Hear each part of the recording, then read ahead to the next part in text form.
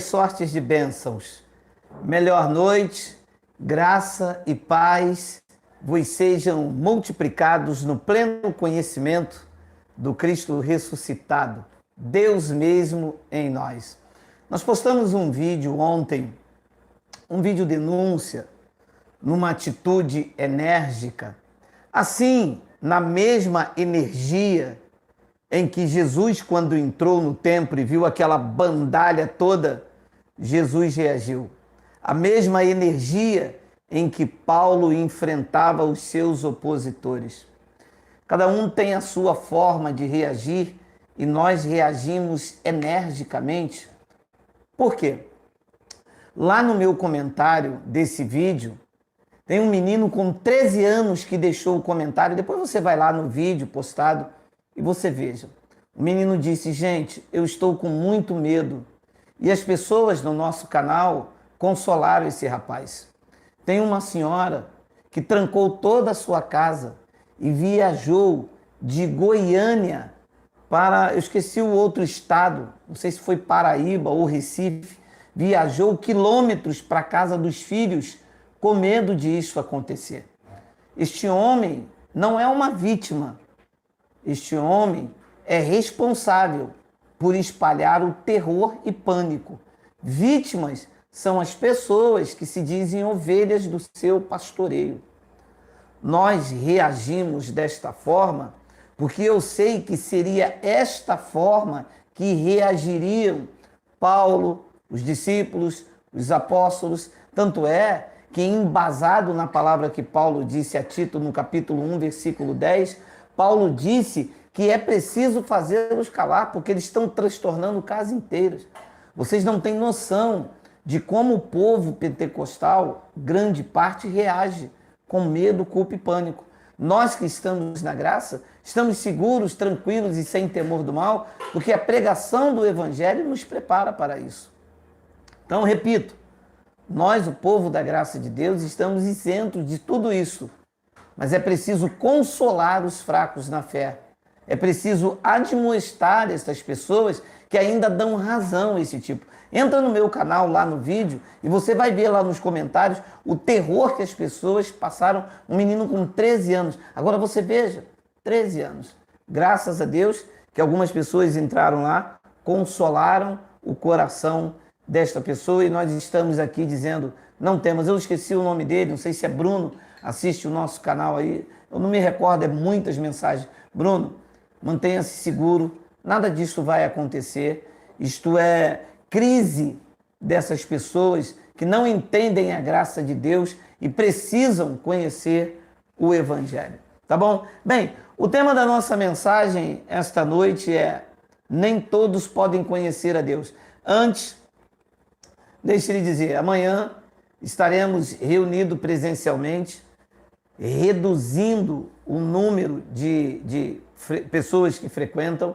Vamos ter apenas 40 lugares, respeitando a distância de 1 metro, máscaras e álcool em gel. Se você sabe que vai sair da sua casa, e pessoas aqui andam 80, 100 quilômetros, andam a distância muito grande, se você sabe que vai chegar muito tarde, após as 10 horas, possivelmente não vai haver lugar, tá? Então, se você tem condições de sair cedo, está conosco, para estar naquela confraternização, louvor, venha estar conosco, mas saiba que vamos respeitar as regras de higienização imposta pelo o sistema de saúde, tá bom? Bem, o tema é esse que já está passando aí.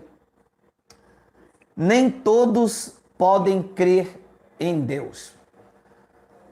O que de Deus se pode conhecer está na Bíblia Sagrada, tido como a parte histórica dela, e na revelação da graça de Deus. Então, todo o conhecimento acerca de Deus está embasado aqui.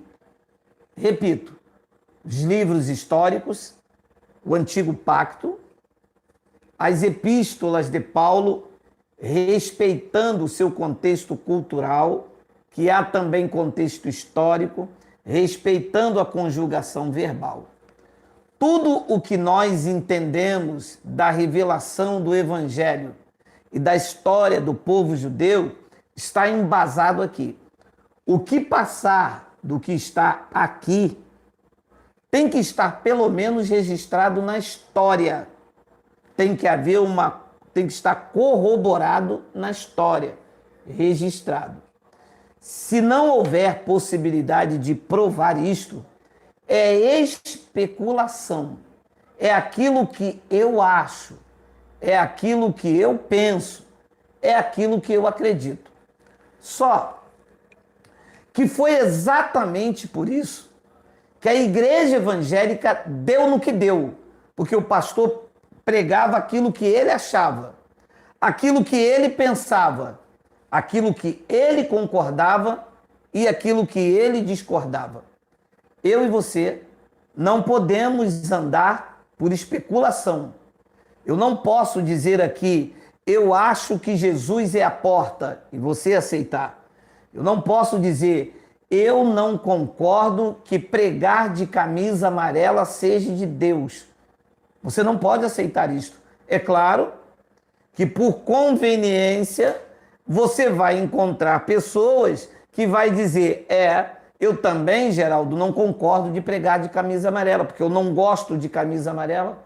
Só que como base doutrinária, não é isso que rege as nossas vidas. Nós já andamos por isso no passado, de ir pelo achismo, de ir por aquilo que o pastor colocava, porque ele achava que estava certo e nós aceitávamos. Toda a conduta, todo o conhecimento e toda a revelação da graça de Deus tem que estar pautada, repito, aqui, na história da Bíblia, na formação do Evangelho, nas epístolas de Paulo, a doutrina transcendental, que não se perdeu com o tempo, e há conceitos estabelecidos irrevogáveis. Então, esta noite, eu vou tratar deste assunto com vocês. Nem todos podem crer em Deus. Isto não pode, mas de maneira nenhuma. Não há nada fora, não há nada dentro que afirme o contrário. Vamos ler o que disse o apóstolo Paulo, em especial no ano 51 da era cristã, disse aos seus ouvintes, na sua segunda epístola aos Tessalonicenses, no capítulo de número 3, no versículo de número 1.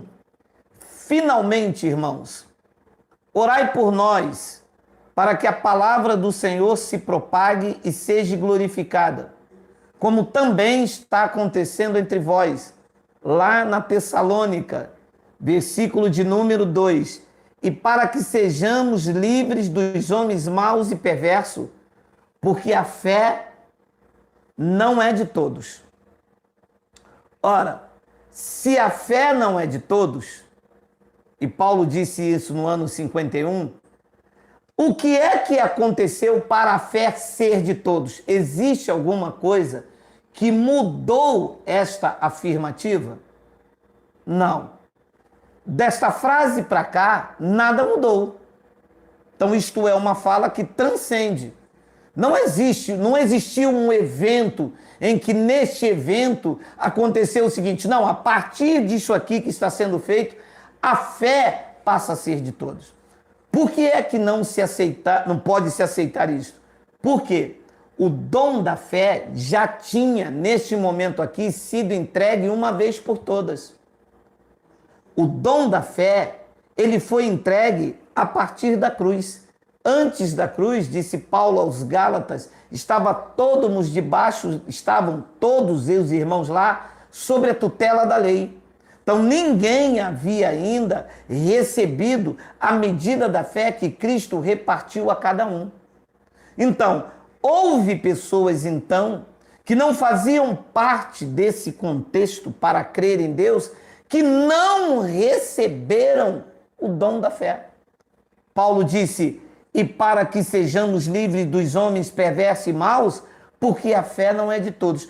Ora, se a fé não é de todos, nem todos podem crer. Você concorda com o que está escrito nesse texto? Ora, se não podem crer, e esta é a base primícia, esta é o fundamento da vida cristã, é ter fé. O justo vive por fé.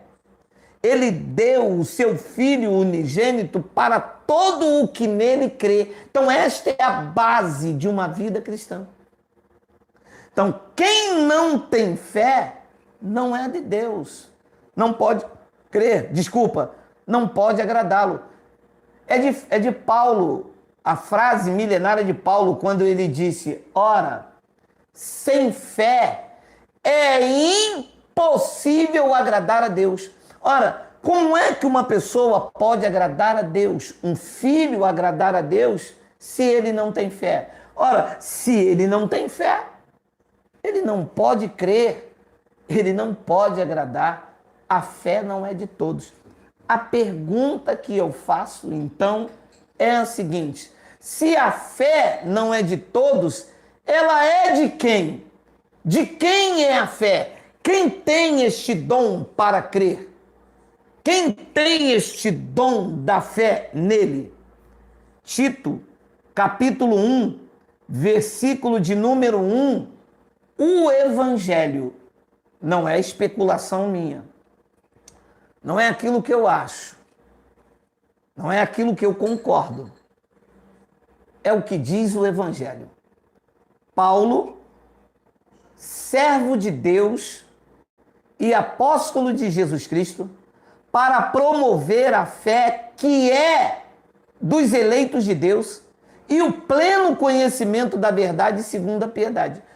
Ora, se a fé não é de todos, a humanidade não tem fé, não é de todos, não é do mundo inteiro, não é da humanidade. A fé é de quem? É do eleito de Deus. Ora, não é um jogo de palavra. Todos são eleitos? Não. Porque para todos ser eleitos, todos teriam que ter fé. Compreende isto aqui? Sim, perfeito. Claro, como a luz do dia. Se todos fossem eleitos, todos teriam a fé. A fé é dom de Deus.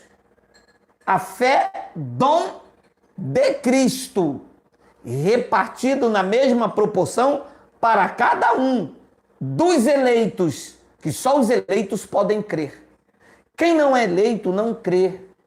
O eleito, ele não tem o dom da fé. Ele não crê em Deus, ele não tem o temor. Ele não tem a vida de Deus nele. Ele é um ser carnal, sem remorso. Age por impulsos, por paixões carnais. Por isso que acreditamos veemente, corroborado nos textos que apresentamos, que a humanidade não tem a salvação, não vai viver a vida eterna. Existem seres neste mundo, neste presente século que nós vivemos, que não têm a fé para crer, para agradar e para viver uma vida de relacionamento ou uma vida da natureza divina em Deus. Então, lá no livro histórico de Marcos, capítulo 4, versículo de número 10, há uma passagem bastante curiosa, lá nos textos dos livros que os estudiosos chamam de sinóticos, né? Lá nos livros históricos. Quando Jesus ficou só, os que estavam junto dele com os 12 interrogaram a respeito das parábolas. Marcos capítulo 4, versículo 11. E ele lhe respondeu: a vós outro é dado conhecer o mistério do reino, mas aos de fora, aos que não pertenciam ao reino, tudo se ensina por meio de parábolas. Então, havia pessoas que não faziam parte daquele contexto. Eram filhos da perdição como Judas. Não tinham nada a ver com aqueles que nesse momento ainda não tinham recebido o dom da fé para crer. não faziam parte da eclésia, dos chamados para fora. Ele disse, ele lhe respondeu, a vós outros, aos que estavam com ele, os discípulos, vos é dado conhecer o mistério do reino, mas aos de fora, os que não pertencem a Deus, os que não são eleitos, os que não têm esta vida de temor, com a consciência purificada, diz que aos de fora tudo se ensina por meio de parábolas. 12. Para que vendo, vejam e não percebam, e ouvindo, ouçam e não entendam, para que não venham a converter-se e haja perdão para eles. Olha que palavra. Quer dizer que havia um grupo, em especial naqueles dias, como há também nos dias de hoje, corações duros, almas insensíveis, não têm a fé dos eleitos, não têm compaixão, são pessoas que vivem para o mal, curvam as suas línguas para a mentira. Isso aqui que, para que vendo, vejam e não percebam, e ouvindo, ouçam e não entendam, para que não vejam para que não venham a converter-se e haja perdão para eles. Então havia um grupo de pessoas naquele time da história e passou a cruz. Paulo disse, a fé não é de todos, e acontece hoje porque nós vemos pessoas incapacitadas de crer em Deus. Então disse, neste contexto aqui, que eles viam, para que vendo, vejam e não percebam, e ouvindo, ouçam e não entendam, aos de fora. E os de dentro?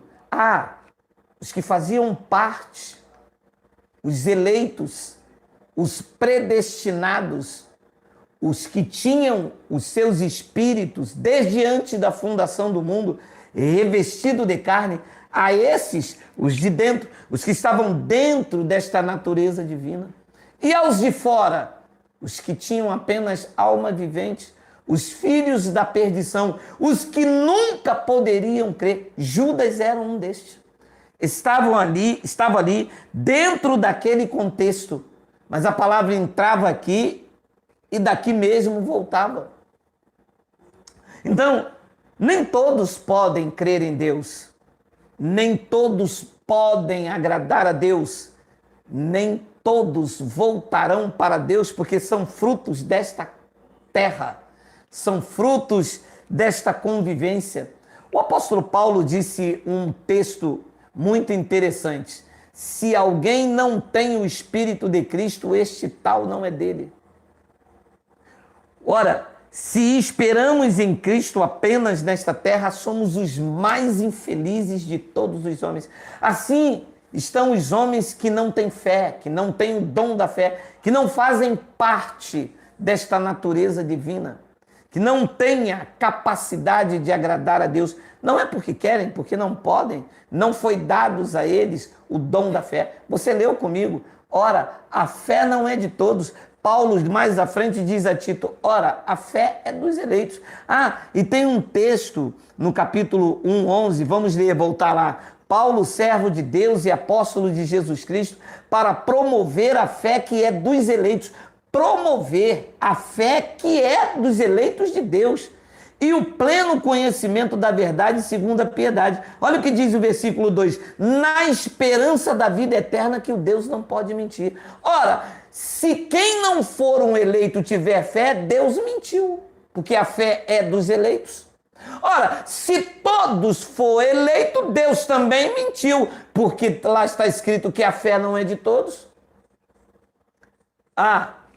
E um abençoado, para justificar a sua doutrina universalista, me disse o seguinte, 3 dias atrás: mas de 70 para cá não existe mais o dom da fé. Eu disse a ele: e onde está escrito isso?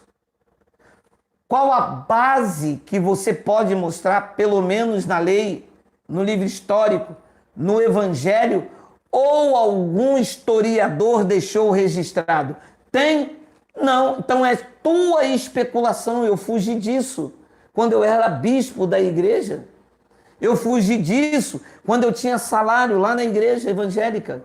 Eu corri de especulações, de achismo. É por isso que tudo o que eu falo mostrando aqui. Não adianta vir com esta conversa daquilo que eu entendo, não, porque eu entendo assim. Eu manobrei muita gente quando eu era bispo da igreja evangélica aqui no Rio de Janeiro.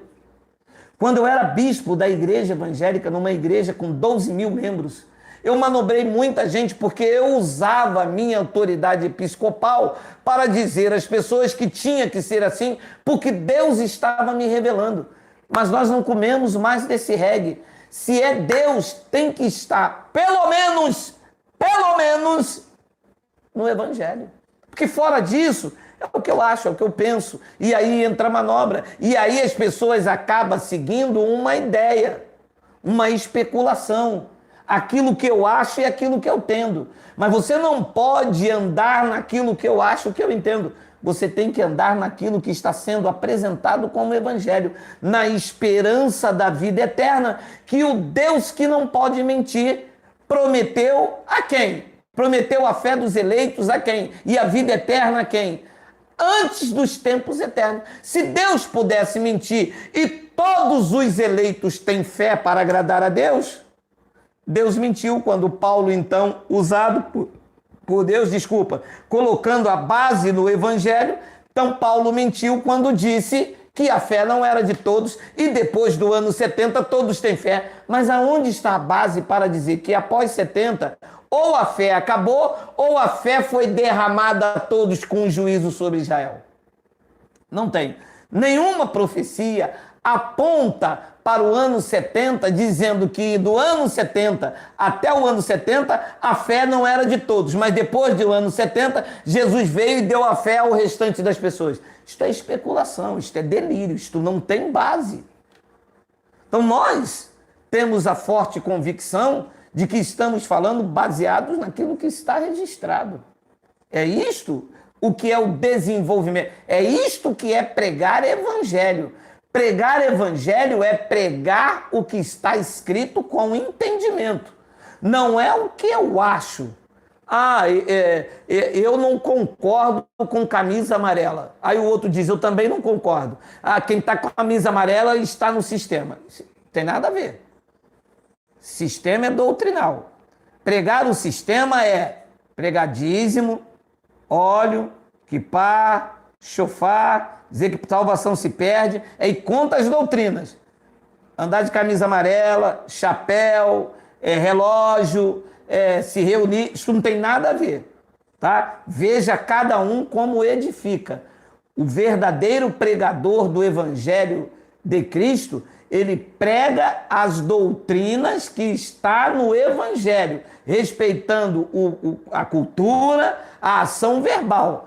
Se Deus não pode mentir e Paulo, falando pela graça de Deus, diz que a fé não é de todos, não existe nenhum momento da história em que depois de que Paulo falou isso e ele fala depois da cruz, a fé foi derramada a todos. Compreende? É isso que está escrito. Olha o que diz Romanos capítulo 11, versículo de número 6. E se é pela graça, já não é pelas obras. Do contrário, a graça já não é graça. 7. Que diremos, pois? O que Israel busca, isto não conseguiu, mas a eleição o alcançou. E os demais? Os demais foram endurecidos, diz a palavra aqui. Depois ele diz no versículo 8, como está escrito, o diabo não, o Geraldo também não, diz que Deus lhes deu espírito de entorpecimento, deu olhos para não ver, ouvidos para não ouvir, e disse Paulo no momento que escreveu à igreja de Roma, até os dias de hoje. Aonde está uma passagem que desse dia depois para frente, Deus então derramou fé para que eles voltassem a ver? Não tem, porque quando Paulo escreve isso, está após a cruz. E após a cruz, A fé já tinha sido derramado pelos eleitos e o que tinha que receber já recebera, e os demais, disse Paulo, já tinham sido endurecidos. Então não houve mudança nisto aqui. Não houve algo que mudasse de 70 para cá. Eu estava conversando com o Messias do canal Família em Graça. Se você tiver oportunidade, o Messias ele é um grande propagador do Evangelho nesses dias de crescimento. Família em Graça. O Messias é daqui do Rio de Janeiro, nosso amigo, é de São Gonçalo. Você vê lá as aulas, que são aulas, o que o Messias faz nas suas disseminações. E eu estava perguntando ao Messias, nós crescemos um com o outro, existe alguma coisa que corrobora alguém dizer que depois do ano 70 não tem mais filho da perdição? Messias me disse, ele está vendo esse vídeo, Geraldo, são especulações, que não há uma passagem que corrobora isso. Não há uma única passagem, até porque Tito, o filho do general Vespasiano, morreu no ano 81. Então, em 70, não foi exterminado os filhos da perdição. Em 70, eles receberam a sentença. Aliás, eles já estavam julgados, porque quem está julgado não precisa passar por nenhum tribunal. Quem crê e for batizado será salvo, e quem não crê será condenado. Será condenado, não exterminado da face da terra. Porque eles estão aí entre nós. É inadmissível alguém que comete as atrocidades que nós vemos dizer eu sou salvo, eu sou um eleito. Aí vem a tese dizendo, mas ninguém é salvo por obras. Sim, mas os salvos, uma vez que o dom da fé é ativado na sua mente de Cristo, ele dá fruto de boas obras. Lembra de Paulo? Lembra do ladrão da cruz? O ladrão da cruz viveu a vida inteira, mas antes de morrer, ele manifestou-se o fruto de que ele era um filho, um eleito e que tinha fé para crer. Porque o que ele estava manifestando é que ele cria que Jesus era o Senhor dele. Ele diz, Senhor, lembra-te de mim quando entrares no teu reino. E o outro? O outro não tinha fé para crer. Então esta é a formação da construção de uma doutrina que se sustenta. Não dizer para mim que depois do ano 70 todos têm fé. Ora, então Deus mentiu, porque Paulo disse que a fé não é de todos, e num evento que era para julgar Israel foi derramado fé, e aonde tem a base doutrinária para sustentar isso? Não tem, a não ser na especulação. Então Paulo diz, como está escrito, Deus lhes deu espírito de entorpecimento, olhos para não ver e ouvidos para não ouvir até o dia de hoje. O dia de hoje de Paulo ali era antes da cruz ou depois da cruz? Depois da cruz. O dom da fé foi derramado antes da cruz ou depois da cruz? Na cruz. Quando Paulo está falando isso, o dom da fé já tinha sido derramado? Sim. E alguns estavam endurecidos, não podiam ver. Deus lhe deu espírito de entorpecimento, olhos para não ver e ouvidos para ouvir até o dia de hoje. Versículo 9. E diz Davi, torne-se-lhe a mesa enlace e armadilha em tropeço e punição. Escureçam-lhe os olhos para que não vejam e fique para sempre encurvadas suas costas. Então esta é a base doutrinária. A fé não é de todos. Nem todos podem crer em Deus. Nem todos podem agradar a Deus. Nem todos têm o dom da fé para crer. Esta é uma realidade nua e crua. E eu quero apresentar a vocês agora uma passagem muito interessante de Romanos, capítulo 9, versículo de número 6. E não pensemos que a palavra de Deus haja falhado, porque nem todos os de Israel são de fato israelitas. O que é que Paulo estava querendo dizer com esta frase? Será que Paulo estava querendo dizer respeito com a nacionalidade? Que algumas pessoas que estavam ali não eram de fato mesmo nascidas em Israel? Será que era isto? Vamos continuar lendo o versículo de número 7. Nem por serem descendência de Abraão são todos seus filhos. Mas em Isaque será chamado a tua descendência. Apesar de Abraão ter tido 2 filhos, disse Paulo aos Romanos, é em Isaque é que será chamada a sua descendência. Depois ele diz no versículo 8, isto é, estes filhos de Deus não são propriamente os da carne, mas devem ser considerados como descendências os filhos da promessa. Não quer dizer que nem todo mundo que está aqui na humanidade é filho de Deus. Tem que partir de uma árvore genealógica, tem que ser, como Paulo disse ali no time da história, tem que ser descendência de Abraão direta, embora o outro era filho da escrava, mas não contava diante de Deus como filho de Abraão. Tanto é que quando Abraão pede um sacrifício, quando Deus pede um sacrifício a Abraão, ele não pede, Abraão, me dê um dos teus filhos. Não foi isso que Deus disse. Deus disse, Abraão, me dê o teu único filho. Mas ele já tinha Ismael. Então, diante de Deus, existem 2 descendências. O filho da perdição e os filhos de Deus. E os filhos de Deus não são propriamente os da carne, devem ser considerados da promessa. Versículo de número 9, porque a palavra da promessa é esta, por este tempo virei e Sara terá um filho.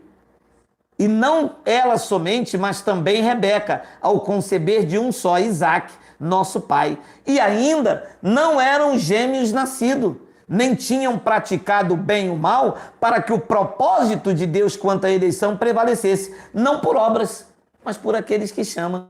Versículo de número 12, já fora dita ela, o mais velho será servo do mais moço. 13, como está escrito, eu amei Jacó, porém me aborreci de Esaú. Ora, tinha 2 no ventre, um Deus escolheu pela eleição, Deus chamou, Deus disse, este é meu. E o outro eu rejeitei. O outro eu me aborreci. Eu não quero. Depois ele diz de novo, que diremos, pois? Alguém perguntou lá em Roma, a injustiça da parte de Deus? Paulo respondeu, de modo nenhum. Então alguém pode me dizer, então Deus é injusto, escolheu um e rejeitou o outro? Não, disse Paulo, de modo nenhum. Versículo 15, pois ele diz a Moisés, terei misericórdia de quem me aprouver ter misericórdia e compadecer-me-ei de quem me aprouver ter compaixão. Assim, pois, não depende de quem quer ou de quem corre, mas de Deus usar a sua misericórdia.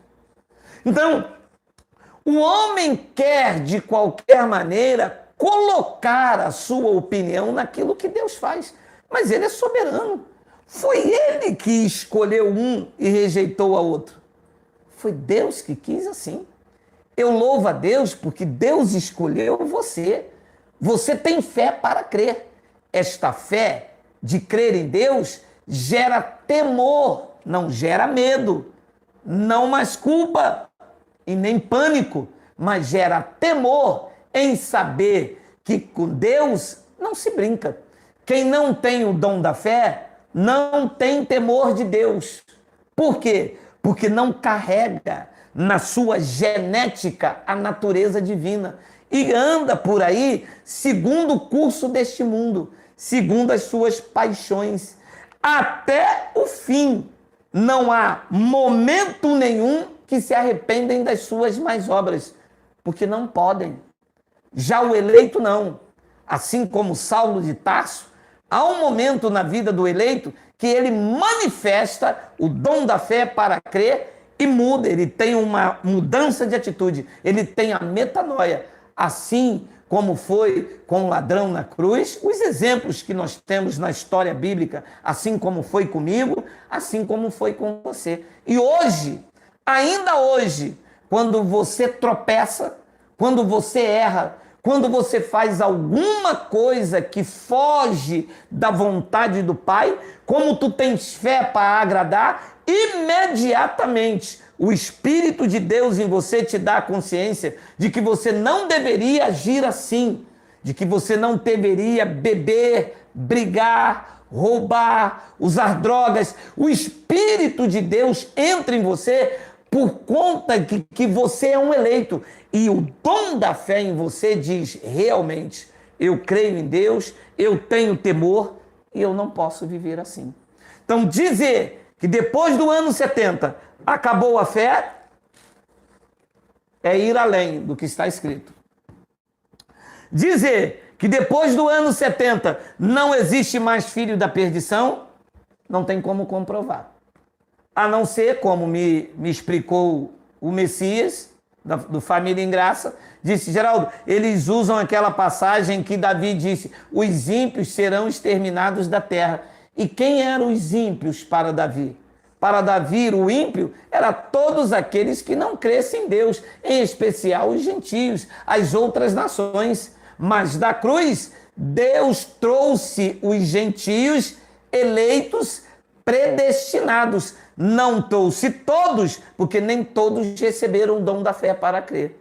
Então estas são verdades bíblicas em que eu encerro com Romanos 9, 22, onde Paulo diz, que diremos, pois, se Deus querendo mostrar a sua ira e dar a conhecer o seu poder, suportou com muita longanimidade os vasos de ira preparados para a perdição.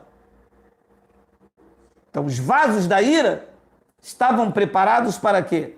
Para a perdição. Aí alguém diz, está vendo? Estavam preparados, de 70 descer, houve o juízo e acabaram eles. Ora, se acabaram este versículo, também acabaram este, porque também acompanhou o ano 70, a fim de que também desse a conhecer as riquezas da sua glória em vaso de misericórdia, que para a glória preparou de antemão, o qual somos nós, a quem chamou não só dentre os judeus, mas também dentre os gentios. Então, se de 70 descer não existe mais os vasos da ira, não existe mais vasos de misericórdia. E nós estamos andando aqui, nem pertencendo aos filhos da perdição, nem pertencendo aos vasos de salvação, aos vasos de misericórdia, e que naquele tempo da história, Paulo disse que era eles, porque se extinguiu um, está extinto o outro grupo. Compreende? Se um grupo durou até o ano 70, o outro grupo também foi extinto. Só que não, em 70 DC, o martelo bateu. E eu entendo um pouco desse negócio de bater martelo, porque além de fazer um trabalho evangelístico no meu tempo de sistema religioso no sistema, eu já disse para vocês que há mais de 25 anos atrás eu estive preso num sistema prisional. Quando uma pessoa é julgada, ela é sentenciada, ela recebe a condenação, mas ela não deixa de existir. Ela está condenada. Assim foi o que aconteceu em 70. Todos os filhos da perdição receberam a condenação. Sabe o que foi a condenação? A extinção eterna. Todos os filhos da perdição, todos eles, até durar essa eternidade, os que não têm o Espírito de Deus já estão sentenciados. Não tem para onde correr. Olha, no pacto feito com Noé, Deus não tirou as duas descendências, elas permaneceram. Em Sodoma e Gomorra, quando Deus sentenciou aquele povo, Deus não tirou as duas descendências, elas permaneceram. Em 70 DC, quando veio o juízo sobre Israel, Deus não tirou os filhos da perdição, ele os sentenciou. Tanto é que General Tito morreu em 81 e deixou o arco de Tito. É só pesquisar no Google, como mostrando que o filho da perdição atravessou os 70 DC. Ouça, a fé não é de todos. Você está me ouvindo porque você tem fé para crer. Você faz parte dos eleitos de Deus. E não há injustiça. É Deus que quis fazer isso. Foi Paulo que disse em Romanos capítulo 9, versículo 22. Que diremos, pois, se Deus, querendo mostrar a sua ira e dar a conhecer o seu poder, suportou com muita longanimidade os vasos de ira preparados para a perdição. A fé é dos eleitos, ela não é de todos. Nem todos podem crer, nem todos podem agradar a Deus. Assim é, vou ficando por aqui. Amanhã, a partir de 10h20, temos uma palavra maravilhosa e especial. Olha, e amanhã eu vou colocar um testemunho, meus amados, bênção impactante, muito forte.